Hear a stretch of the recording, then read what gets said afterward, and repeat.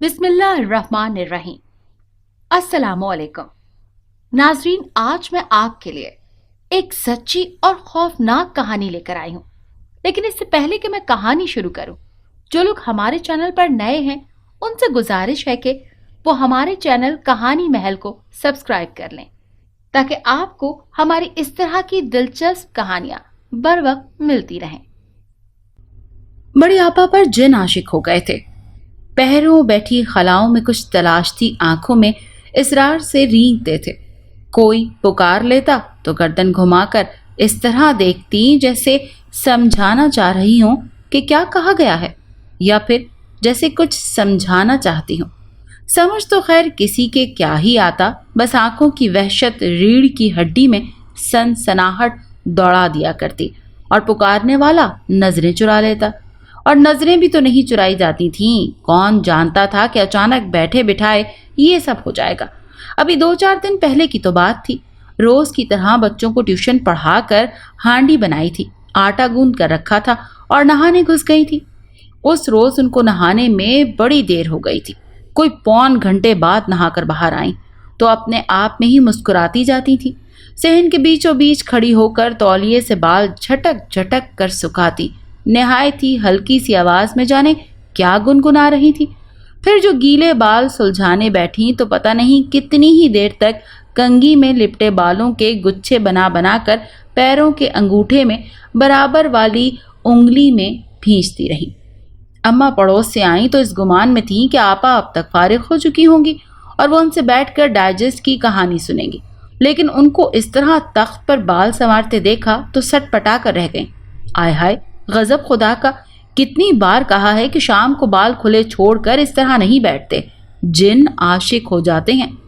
बड़ी आपा ने पहली बार अम्मा की बात का कोई जवाब नहीं दिया था, वरना वो हंसकर कहा करती थी, कुछ नहीं होता अम्मा, तुम तो खामखा वहम पालती रहती हो। अम्मा माथे पर बल डाले उसके जवाब की मुंतजिर रही और वह चुपचाप उठकर पैरों में बालों के गुच्छे निकालकर हाथ में दबाने लगी। कंघा लिए कचरादान के पास जा खड़ी हुई और बजाय बाल फेंकने के कंघा कचरादान में डाल दिया और वहीं खड़ी होकर बालों के गुच्छे अपने दुपट्टे के पल्लू में बांधने लगी। अम्मा हैरत में भरी उनको देखती रही और गुस्से से कहा, क्या बावली हो गई हो? बालों का क्या अचार डालोगी और कंघा क्यों फेंक दिया कचरे में? बड़ी आपा ने फिर कोई जवाब न दिया और एक गहरी पुरस्रार सी नजर अम्मा पर डालकर चंद लम्हे घूरती रही और फिर तेजी से अंदर कमरे में चली गई। इन चंद लम्हों की नजर में क्या था जो अम्मा को पत्थर कर गया था, उनकी समझ में कुछ ना आया। अगले चंद लम्हे तो वो हौन्नकों की तरह सहन में ही खड़ी सोचती रही। फिर जैतून खाला की आवाज उनको चौंका गई, मुझे तो कुछ सुझाई नहीं देता अजरा, तुम ही बताओ, सिदरा के ससुराल से कोई खबर नहीं आ रही, निकाह को 5वां साल है, जाने शादी का क्या होगा, मशवरा दो मुझे, क्या बात करूं उनसे। अम्मा तो अपनी ही उधेड़बन में थी, खामोशी से उनको देखती रही। उनके दोबारा बुलाने पर हड़बड़ा कर बोली, हाँ चलो अंदर बैठकर बात करते हैं। बड़ी आपा ने दूसरी अजीब हरकत ये की कि जैतून खाला के लिए जो चाय बनाई बावर्ची खाने में गई, निकलने का नाम ही न लिया। अम्मा ने बड़ी सुबकी ली, 3-4 बार आवाजें दी, खुद ही तिलमिलाकर उठी और बावर्ची खाने में आकर सर पीट लिया। बड़ी आपा तो बावर्ची खाने में जमीन पर बैठी घुटनों में सर दिए थी। चूल्हा जल रहा था, चाय की पतीली स्लेब पर यूं ही धरी थी, चीनी पत्ती के डब्बे खुले पड़े थे। अरे तुम्हें चाय बनाने का कहा था, यहाँ बैठी क्या कर रही हो तुम? क्या हो गया है तुम्हें? बड़ी आपा ने सर उठाकर कुछ बोला ही नहीं, बड़ी बड़ी आंखों से बस अम्मा को देखने लगी। चूल्हे में जलती आग से ज्यादा लौ वो दे रही थी और उनकी आंखें, अम्मा ने देखा तो देखती रह गई। यूं भी बड़ी आपा के दिलकश चेहरे पर सबसे ज्यादा नुमाया उनकी बड़ी बड़ी आंखें ही तो थीं। क्या बात है बेटा, परेशान लग रही हो, कुछ बुरा लगा तुमको? बड़ी आपा एक झटके से उठ खड़ी हुई और अजीब से अंदाज में बोली, उसने कहा था कि यहाँ बैठो मेरे पास। अम्मा दहल कर रह गई। आय हाय, क्या ऑल फॉल बके जा रही हो? किसने कहा था? कौन है यहाँ? यहाँ तो कोई नहीं है। बड़ी आपा ने इस तरह देखा जैसे उनको अम्मा के बेचने और लाइल्मी पर हैरत हुई। वो मुस्कुराते हुए अम्मा को देखने लगी और फिर नजरें फेर ली और आहिस्तगी से बाहर निकल गईं। अम्मा ने देखा आज तो बड़ी आपा की चाल ही अलग थी। मौका अब भी ऐसा नहीं था कि बात को तूल देती। اندر بیٹھی زیتون خالہ کا نیٹ ورک بہت وسیع تھا، 1 منٹ کے اندر بات سارے محلے میں پھر جاتی۔ اماں بدنامی سے زیادہ اس بات سے ڈرتی تھیں کہ بات اگر بڑی آپا کے سسرال جا پہنچی تو معاملہ گڑبڑ ہو جائے گا۔ ابھی 3 مہینے پہلے ہی تو ہوئی تھی شادی، اور پہلے ہی مہینے میں شوہر اس کو واپس چھوڑ گیا تھا۔ جانے کیا بات ہوئی، بڑی آپا کچھ کہتی تھی اور شوہر کچھ، اور ساس کی تو خیر زبان کو ویسے ہی آرام نہیں تھا، ان کی کہانیاں ہی سب سے الگ ہوتی تھی، ہاتھ نچا نچا کر باتیں کرتی تھی۔ لڑکی تیار نہیں تھی شادی کے لیے تو کیوں کی؟ اب ظاہر ہے بیاہ کر لایا ہے میرا بیٹا، بہن بنا کر تو نہیں رکھ سکتا نا۔ اماں تو شرم سے پانی پانی ہو گئی، ابا سے بھی کچھ بات نہیں کی۔ ابا کی حالت اماں سے کم مختلف نہیں تھی، اس کے علاوہ کیا کہہ سکتے تھے کہ اس کو سمجھاؤ عذرا، میں تو بات کر نہیں سکتا۔ اماں کیا سمجھاتی، کسی کے سمجھانے سے کچھ ہوتا ہے کیا؟ بات تو اندر سے اٹھتی ہے۔ بڑی آپا کے نہیں اٹھی تھی سو نہیں اٹھی، پھر دبتی ہی چلی گئی۔ 4تھا مہینہ لگ گیا تو سسرال والے تو سمجھو بھول ہی بیٹھے تھے۔ اماں نے مشہور کر دیا تھا کہ حسن خیر سے دبئی چلا گیا ہے، اسی لیے یہاں چھوڑ گیا ہے اس کو۔ 4 دن چہم گویاں ہوئیں اور پھر زبانوں نے ذائقہ بدل لیا، پر اب اماں کو لگتا تھا کہ بات دبنے کی نہیں ہے۔ رات میں شوہر گھر آیا تو اس کے سر ہولی۔ مجھے تو ڈر لگتا ہے اس کی آنکھوں سے، کچھ کریں جمیل صاحب، دکھائیں کسی کو، کہیں اوپر کی کوئی چیز تو نہیں۔ جمیل صاحب بھی اماں کی طرح کم اعتقاد والے تھے۔ دونوں نے آدھی رات تک بات کی اور صبح جلدی جلدی ناشتہ کر کے موٹر سائیکل سٹارٹ کی اور کسی عامل سے جا ملے۔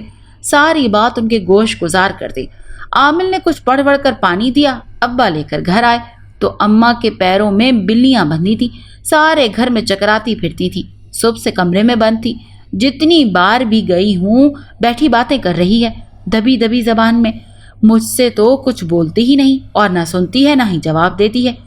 کیا کہا عامل بابا نے؟ ابا تھکے تھکے سے انداز میں صوفے پر ڈھہ سے گئے۔ اس کے ساتھ جن ہے، شادی سے پہلے سے۔ یہ پانی دیا ہے بابا نے، پلانا ہے اس کو، اللہ کرم کرے گا۔ بڑی آپا کو پانی دیا تو پہلے تو ٹکٹکی باندھ کر پانی کو دیکھتی رہی، پھر ایک جھٹکے سے بوتل اٹھا کر کٹا کٹ پی گئی۔ آنکھیں وحشت سے ابل پڑی اور عجیب سی آواز میں بولی، پی لیا، اب تم لوگ جاؤ، مجھے تنگ مت کرو، جاؤ یہاں سے، مجھے آرام کرنا ہے۔ اماں ابا پہلے ہی خوف زدہ تھے، فوراً باہر چلے گئے تھے۔ ابا نے اماں کو سختی سے تاکید کر رکھی تھی کہ چھوٹی کو کچھ مت پتا چلے، وہ سسرال میں پریشان ہوگی۔ کیا جواب دے گی وہاں؟ اور بڑی آپا کی شادی ایک ساتھ ہی ہوئی تھی نا اصل میں، تو نعمان بھائی کو اماں خود نہیں بتانا چاہتی تھی۔ مر مر کے تو ان کی اسلام آباد میں نوکری لگی تھی، بہن بھائیوں کے پیار سے واقف تھی، نہیں چاہتی تھی کہ وہ نوکری چھوڑ کر آ جائے۔ بڑی آپا کی آنکھوں کی آگ بابا جی کا پانی پی گئی تھی، مگر کچھ اثر نہ ہوا۔ تعویذ گنڈے، جھاڑ پھونک سب کچھ کر دیکھا، چلے بھی کاٹے پر نہ کٹی تو بڑی آپا پر سے یہ مصیبت نہ کٹی۔ 6-7 ماہ ہو گئے، بڑی آپا کی حالت سنبھلنے میں ہی نہیں آ رہی تھی، بلکہ مزید خراب ہونے لگی تھی۔ کبھی کہتی کہ کمرے سے بدبو آتی ہے اور سرف ڈال کر پورا کمرہ دھوتے دھوتے شام کر دیتی، کبھی ہر گھنٹے بعد نہانے گھس جاتی اور کبھی 10-10 دن تک پانی کو ہاتھ نہ لگاتی۔ اب تو سر میں جوئیں پڑ گئی تھی، جسم سے بدبو آتی تھی، آنکھیں اندر جا دھسی تھی، ہفتوں کچھ نہ کھاتی، اور جو کبھی کھانے بیٹھتی تو 7 روٹیاں ڈکار جاتی۔ کچھ سمجھ میں نہیں آتا تھا۔ اماں نے کوشش تو بہت کی مگر بات چھپی نہ رہی۔ چھوٹی کے سسرال والے بھی آئے اور نعمان بھائی بھی، ہفتہ رہ کر چلے گئے۔ محلے والے آ کر اب آنا چھوڑ گئے تھے۔ رہ گئی غریب اماں ابا، بڑی آپا اور ان کا جن۔ لگتا تھا جن تو عاشق ہے، بڑی آپا بھی کم عاشق مزاج نہ تھی۔ اب تو راتوں کو اٹھ اٹھ کر سنگھار بھی کرنے لگی، سرخی پاؤڈر لگا کر بدن کو خوشبوؤں میں رچا کر کمرہ بند کر بیٹھتی، صبح نئی نویلی دلہن کی طرح شرماتی پھرتی۔ اماں اور ابا نے کوششیں مزید تیز کر دی۔ کوئی بنگالی بابا تھا، ہر جمعرات کو گھر آنے لگا۔ اماں بیچاری تو پاگل ہی ہو گئی۔ بنگالی بابا نے خوب نوٹ کمائے اور نتیجہ کچھ نہیں، پھر انہوں نے بھی آنا چھوڑ دیا۔ بڑی آپا کی آنکھوں کی وحشت اب پورے گھر میں پھیل چکی تھی، سناٹے راج کرنے لگے تھے۔ اماں ابا آپس میں اب بس آنکھوں ہی آنکھوں میں بات کیا کرتے تھے۔ بڑی آپا آپ تو گویا دنیا جہاں سے بے خبر ہو گئی، ان کو نہ آواز سنائی دیتی اور نہ ہی سناٹا ہلاتا۔ پھر ایک دن ساس آن دھمکی اور بڑی آپا کو دیکھ کر ڈر گئیں۔ اماں نے بہت کوشش کی تھی کہ بڑی آپا سامنے نہ آئے، لیکن وہ آ ہی گئیں۔ اور وہ واویلا مچایا کہ خدا کی پناہ، گندی گالیاں، تانے، کوسنے اور جانے کیا کیا جو منہ میں آتا بکتی چلی جاتی۔ ایک ہی رٹتی کہ مجھے کیوں لینے آئی ہیں، میں اس عورت کے ساتھ ہرگز نہیں جاؤں گی۔ ساس بیچاری صحن میں بیٹھی کانپ کانپ کر روئی تھی۔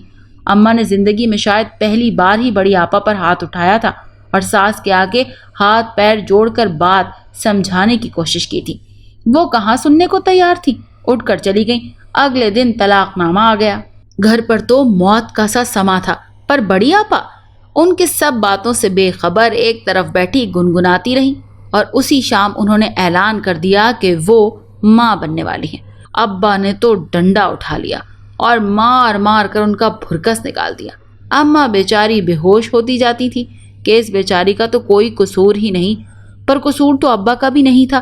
سال بھر سے بغیر شوہر کے یہاں بیٹھی تھی، حاملہ ہونے کا اعلان کر دیا تھا، وہ کیا کرتے؟ اس مار پیٹ نے بڑی آپا پر بہت برا اثر ڈالا۔ وہ سب سے خائف ہو گئی تھی۔ کھانے میں ان کو لگتا تھا کہ اماں نے زہر ملا دیا ہے، پانی میں ان کو کتے بھونکتے دکھائی دیتے تھے۔ شروع میں کپڑے پھاڑنے لگیں اور پھر کمرہ بند کر کے ناچنے بھی لگیں۔ ابا تو اب بس بیٹھک میں ہی رہتے تھے۔ بھوک پیاس اڑ گئی تھی دونوں کی، کسی عالم کو بلانے سے رہے۔ اٹھتے بیٹھتے ماں باپ بڑی آپا کے مرنے کی دعائیں مانگتے تھے، مگر دعاؤں میں بھی اثر کہاں تھا۔ بڑی آپا ایک معمہ بن چکی تھی۔ جن تو بڑا ہی بے غیرت تھا، اچھی خاصی نیک اور شریف لڑکی کو متنازع بنا ڈالا۔ نعمان بھائی اس مرتبہ چھٹی لے کر آئے تو ان کے ساتھ ایک خاتون بھی تھی۔ اماں نے پوچھا تو انہوں نے بتایا کہ عاملہ ہیں، بڑی آپا کا علاج کریں گی۔ عاملہ نے 3-4 گھنٹوں بعد ہی بڑی آپا کے جن کا راز کھول دیا۔ بڑی آپا پر عاشق جن کا نام شیزوفیزیمینیا تھا۔ اس عاملہ عورت نے بتایا کہ یہ جن اس پر عاشق ہے اور یہ اس کا پیچھا چھوڑنے والا نہیں ہے، کیونکہ اب اس کا دماغی توازن بھی ہلتا جا رہا ہے۔ اماں ابا بیچارے کیا کرتے، پریشان ہو گئے، اور پھر وہی دعائیں کہ یا اللہ ہماری عزت بچا لے۔ ہوتے ہوتے کچھ ایسا ہوا کہ آپا کی طبیعت اب بگڑنے لگی، کیونکہ دن رات وہ عجیب و غریب سی حرکتیں کرنے لگی تھی۔ اماں ابا کو تو بس ایک ہی دھن سوار تھی کہ یا اللہ کسی طرح ہماری ناک بچا لے، یہ نہ ہو کہ یہ لڑکی حد سے آگے گزر جائے۔ محلے والے بھی طرح طرح کی باتیں کرنے لگے تھے۔ اب تو عامل بھی آ کر چھوڑ گئے تھے۔ وہ عاملہ جو بہت پہنچی ہوئی تھی پہلے ہی بتا چکی تھی کہ اس کا علاج ممکن نہیں، جن بہت ضدی طبیعت کا معلوم ہوتا ہے۔ اور آخر ایک دن آپا اسی طرح جھومتی جھماتی سیڑھیاں چڑھتی مغرب کے وقت چھت پر گئیں اور وہاں سے چھلانگ لگا ڈالی، اور نیچے آتے ہی اپنی جان ختم کر بیٹھی۔ گھر والوں کو افسوس تو بہت ہوا، لیکن ساتھ ہی ساتھ اس بات کا بھی شکر ادا کیا کہ ان کی عزت بچ گئی۔ اگر آپ کو یہ کہانی اچھی لگی ہے تو اسے لائک کیجیے اور ہمارے چینل کہانی محل کو سبسکرائب کیجیے۔